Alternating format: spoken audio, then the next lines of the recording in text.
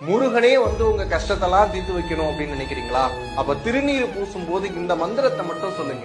வந்த வினையும் வருகின்ற வல்வினையும் கந்தன் என்று சொல்லிட கலங்குமே, செந்தில் நகர் சேவகா என்று திருநீர் அணிந்தோர்க்கு மேவ வாராதே வினை அப்படின்னு சொல்லியிருக்கிறாங்க.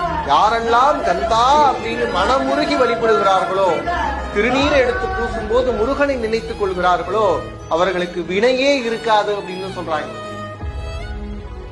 முருகனே உங்க கஷ்டத்தெல்லாம் தீர்த்து வைக்கணும் அப்படின்னு நினைக்கிறீங்களா? அப்ப திருநீர் பூசும் போது இந்த மந்திரத்தை மட்டும் சொல்லுங்க.